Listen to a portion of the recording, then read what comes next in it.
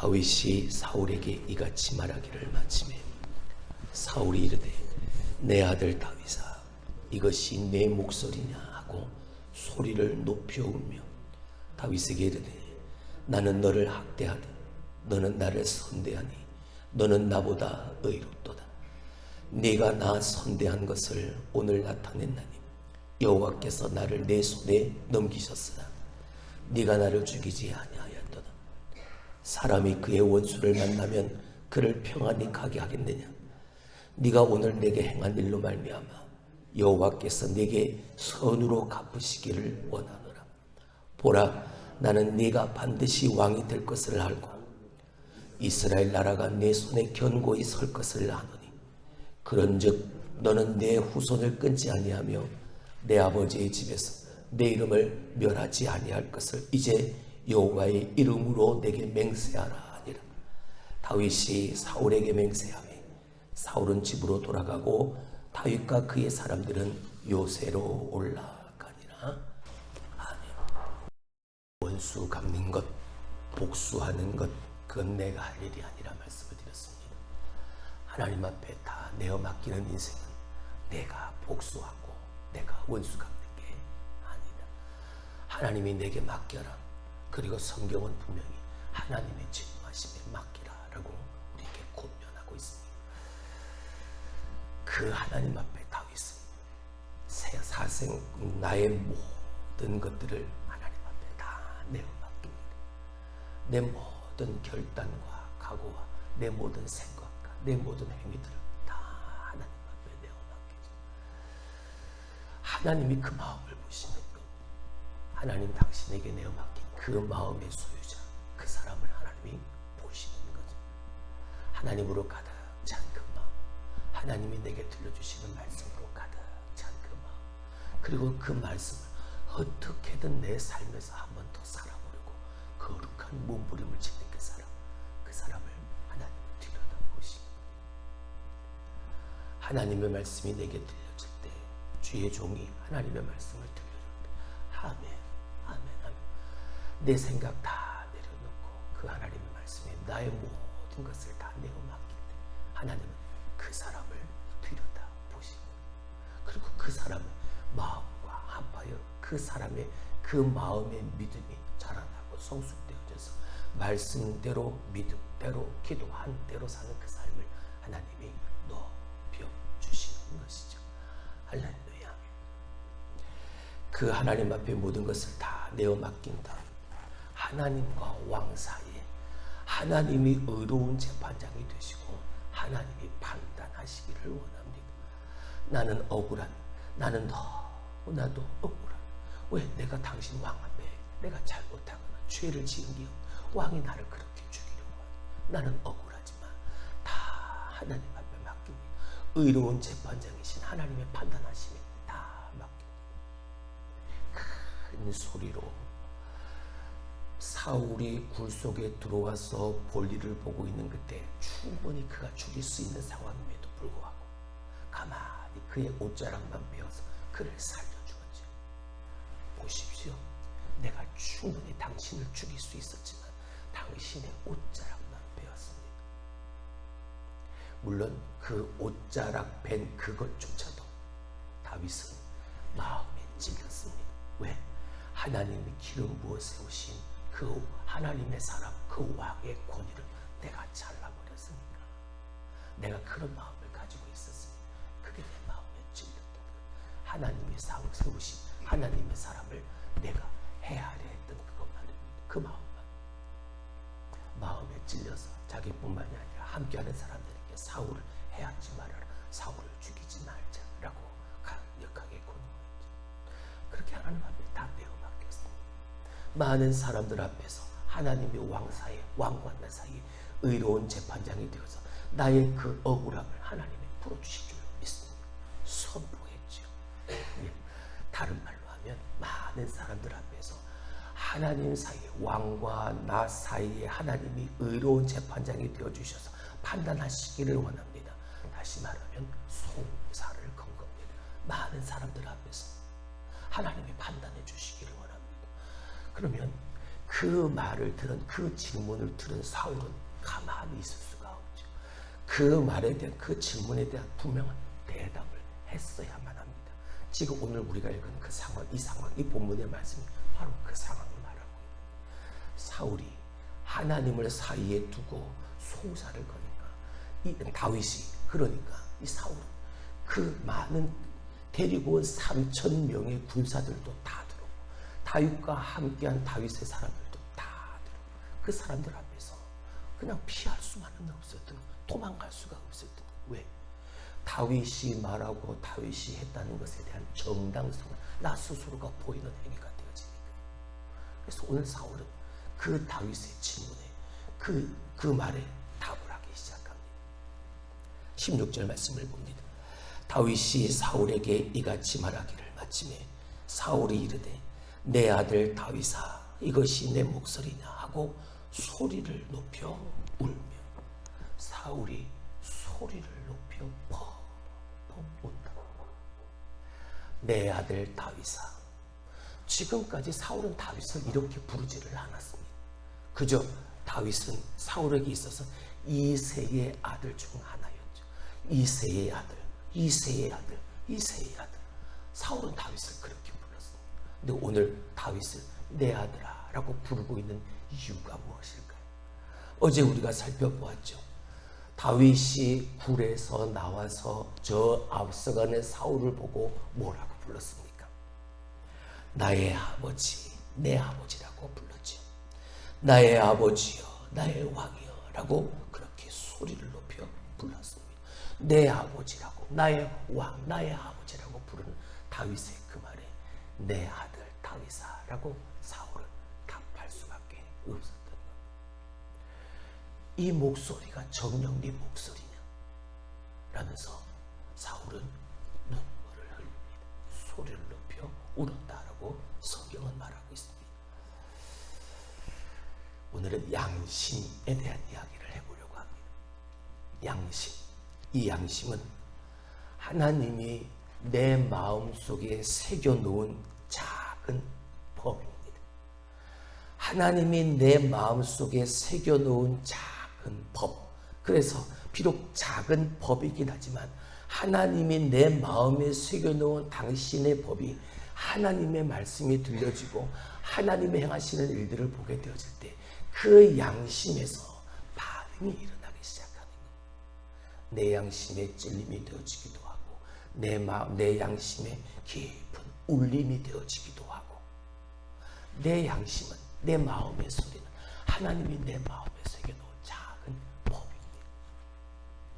양심의 소리에 따르게 되어지면, 내 마음의 소리에 따르게 되어지면 선을 추구하고 악을 경계할 수밖에 없습니다. 왜요? 하나님이 내 마음에 새겨놓은 법이니까요. 하나님의 말씀이 들려질 때 선을 추구할 수밖에 없죠. 홀이라도 내 안에 남아있던 그 모든 악들을 제하여버리는 삶을 살 수밖에 없는. 근데 우리가 온전히 하나님께 향해 있지 않으면 양심의 소리, 내 마음의 소리는 어떠한 효력도 발휘할 수 없습니다. 하나님과 함께 할 때 내 안에 있는 마음의 소리, 양심의 소리는 능력을 발하게 되어지는, 선을 추구하는 그 거룩한 길을 택할 수 있는 삶을 살게 하는 겁니다.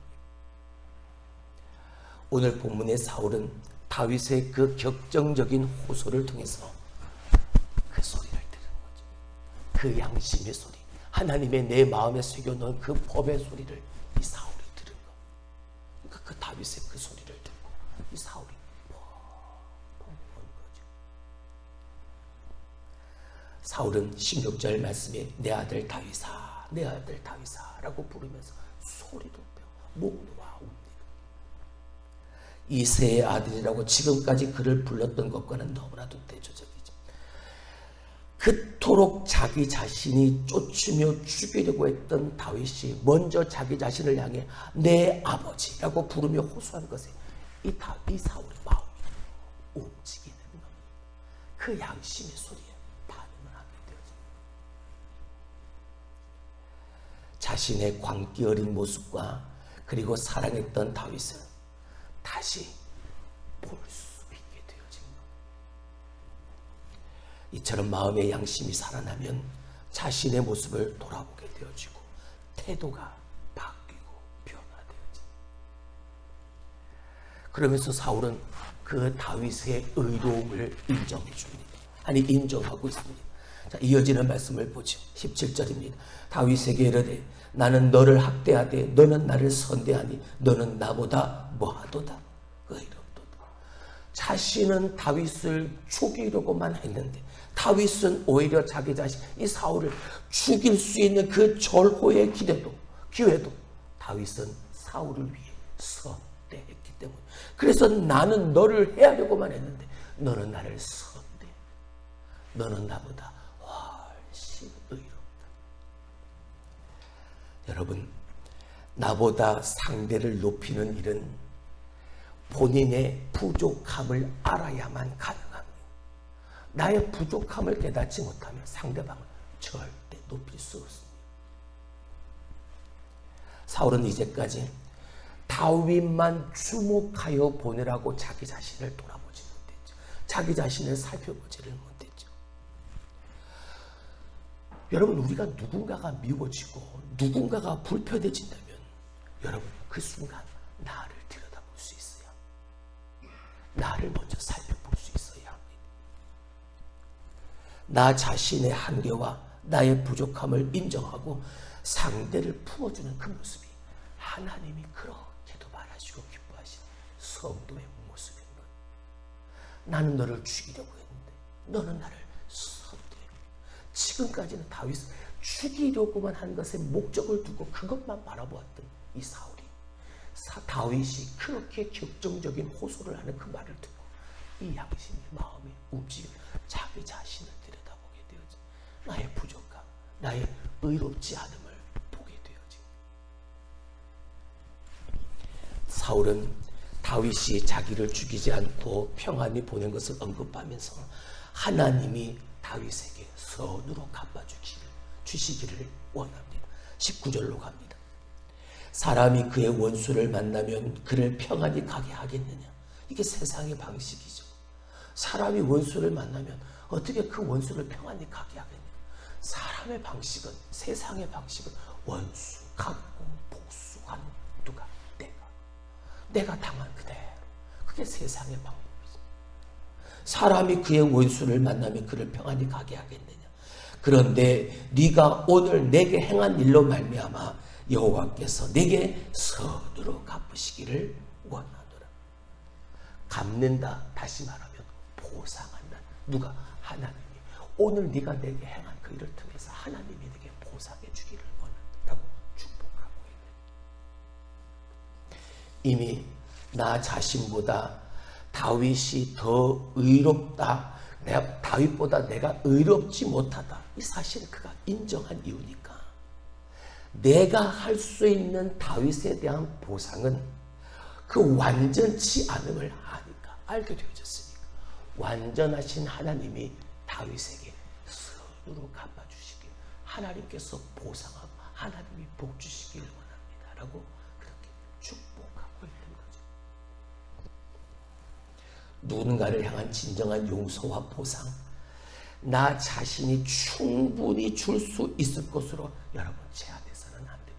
내가 할 수 있는 그 이상의 것을 하나님은 주시는 분이십니다. 할렐루야. 그 하나님의 복이 그 사람에게 임하기를 간절히 바라는 축복을 권하여 줄 수 있는 우리의 삶의 모습이 될 수 있기를 주님의 이름으로 축원합니다. 사울은 압니다. 아니, 사울은 이미 다 알고 있었습니다. 지지난 시간 요나단이 고백했던 것처럼 아버지도 다 안다. 네가 아버지의 뒤를 이어서 이스라엘 왕이 될 것을 나도 알고 아버지도 다 안다 라고 분명히 말했죠. 다 알고 있었습니다. 이미 알고 있었습니다. 20절의 말씀을 봅니다. 보라, 나는 네가 반드시 왕이 될 것을 알고 이스라엘 나라가 내 손에 견고히 설 것을 아노니. 23장 17절에 분명히 요나단이 말했던 대로 아버지 사울도 다 알고 있었습니다. 그리고 21절 그런즉 너는 내 후손을 끊지 아니하며 내 아버지의 집에서 내 이름을 멸하지 아니할 것을 이제 여호와의 이름으로 내게 맹세하라 하니라. 어디서 들어봤죠? 요나단이 다윗과 언약을 맺으면서 요나단과 다윗 사이에 맺어진 언약. 다윗 네가 왕이 되어지고 난 이후에 나와 내 자녀들 우리의 집안은 절대 멸하지 말아달라 약속했던 그 약속에 동일하게 오늘 사울이 다윗에게 그것을 요구하고 있습니다. 이제 사울에게 이스라엘은 자신의 나라인 이후에는 요나단의 나라가 아님을 분명히 고백하고 있는 거예요. 지금까지 다윗을 죽이려고 쫓으며 그가 지키려고 한 것이 무엇이었습니까? 그가 안고 있는 그 자리였잖아요. 내가 가지고 있는 그 왕의 자리였잖아요. 그거 지키려고 나만 주목하여 바라보며 다윗만 죽이려고 하는 거기에 주목하다 보니까 하나님의 행하실 하나님의 일들은 보지를 근데 오늘 양심의 소리가 들려지니까 그 양심의 반응을 하게 되어지니까 내가 이미 알고 있었고 내가 이미 알고 있는 그 바를 나 스스로 나를 다시 들여다볼 수 있게 되어지고 나를 살펴볼 수 있게 되어지고 한다. 하나님께서 너를 왕으로 세우신 것도 알고 나를 이스라엘을 이끌어 이스라엘 나라를 견고히 세우실 것도 내가 다 그러니까 나와 내 집안을 해하지 말고 멸하지 말아달라고 이제 하나님 앞에 다시 한번 네가 맹세해다오. 사랑하는 성도 여러분, 다윗과 사울의 관계가 평화의 관계가 되어진 것처럼 보입니다. 이제 그 껄끄러웠던 관계가 사울이 눈물을 흘리고 펑펑 울고 다윗을 인정해주고 다윗 앞에 이제 네가 왕위에 오르게 되어지면 내 집안을 멸하지 말라라고 말하게 되어지는 이 상황을 보게 되어지면 이제는 다윗과 사울의 관계가 이제는 좀 편안해질 수 있겠구나 라는 생각이 듭니다. 그러나 사울의 이런 마음은 그렇게 오래 가지를 못합니다. 26장에 가게 되어지면 이 사울이 다시 다윗을 죽이려고 3,000명의 군사를 데리고 또 나옵니다. 사울이 비록 내 안에 일어나는 양심의 소리에 반응해서 눈물도 흘리고 이러한 말도 했지만 결국 이 양심의 소리 이후에 보인 이 행위 그 다음에 그 이후에 하나님 앞에 그는 온전히 서지 않았기 때문인 겁니다. 여러분 중요한 게 뭡니까? 하나님 앞에 온전히 서는 겁니다. 언제요? 그 후에 말이죠. 성경 해석자들이 오늘 우리가 읽었던 이 16절의 이 사울의 눈물이 진짜일까? 이 사울의 눈물이 정말 진짜 흘린 자신의 그 양심의 가책을 받아 흘린 진짜 눈물일까? 악어의 눈물은 아닐까? 여러분 악어의 눈물이 뭡니까? 원주민들은 믿는다고 그러죠. 뭘 믿냐면 악어가 사냥을 해서 그 짐승을 잡아먹을 때도 눈물을 흘리니까 이 악어가 그 약한 그 짐승을 사냥해서 잡아먹을 때 양심의 가책을 받아서 불쌍해서 눈물을 흐르는 것이라고 원주민들은 그렇게 믿습니다. 네, 여러분, 악어는 양심의 가책을 받아서 눈물을 흘리는 게 아닙니다. 이 악어가 물 밖에 나와 있으면 이 눈 주위가 메말라서 어쩔 수 없이 밖에 나와 있을 때 눈물이 흐를 수밖에 없는 그런 구조라고 하죠. 그러니까 이 악어의 눈물은 위선을 말하는 양심의 가책을 받아서 정말 흘리는 진짜 눈물이 아니라 위선의 눈물이라는. 오늘 그 이후에 26장에 벌어지게 되어지는 하나님 앞에 온전히 서지 못한 양심의 소리를 듣고 반응은 했지만 그 반응 이후에 하나님 앞에 더 온전히 하나님 앞에 기쁨의 모습으로 섰어야 함에 불구하고 그렇지 못했던 사울은 다시 다윗을 죽이는 모습을 보이고 마는 거예요. 그래서 해석학자들은 이 눈물이 악어의 눈물은 아니라는 해석을 내놓는 해석학자들도 있습니다. 여러분, 우리는 때때로 양심의 소리를 통해서 무엇이 옳은지를 판단하고 말씀을 기억함으로 하나님의 뜻과 하나님의 마음을 헤아리고 깨닫게 되어질 때가 있습니다. 하나님의 말씀이 내게 들려질 때 내 안에 있는 하나님이 만들어 놓은 작은 법, 그 양심을 통해서 내게 찔림이 되어지고 내게 감동이 되어지고 내게 은혜가 되어져서 하나님의 말씀 따라 내가 눈물을 흘리기도 하고 내가 하나님을 더 소리 높여 크게 부르기도 하지만 그 이후에 양심의 반응이 일어난 그 이후에 내 모습, 그 이후에 하나님 앞에 더 온전히 서려고 하나님의 말씀에 더 완전한 순종의 삶을 살아가는 그 모습으로 거룩한 것을 택하고 참된 승리자의 삶의 길을 걸어가는 내 모습이며 그래야만 그 삶의 모습이어야만 하나님의 역사는 더욱더 크게 그 삶 가운데 일어나게 되어지는 겁니다. 그런데 그 순간만 모면하려고 그 순간에 내 안에서 일어나는 양심의 반응에 그때 그 순간만 눈물 흘리고 큰 소리로 펑펑 울었다 해도 그 이후에 온전한 변화, 하나님 앞에 내가 온전히 서지 못하면 하나님의 말씀에 내가 온전히 따르지 못하면 완전한 순종의 삶을 살지 못하면 하나님 앞에 기쁨이 되는 삶을 살아가지 못하면 여러분 그 눈물은 효력이 없는 그 순간만큼은 악의 눈물일 수도 있는 거예요. 위선의 눈물일 수도 있는 거죠. 사랑하는 성도 여러분, 오늘 내 안에 하나님이 만들어 놓은 작은 법, 그 양심의 소리에 민감하게 반응할 수 있는 우리들이 될 수 있길 주님의 이름으로 축원합니다. 그 이후에 말씀 따라 믿음대로 하나님 앞에 더욱더 온전히 설 수 있는 삶을 지속해서 살아갈 수 있는 우리들이 될 수 있길 주님의 이름으로 축원합니다. 그 눈물이 악어의 눈물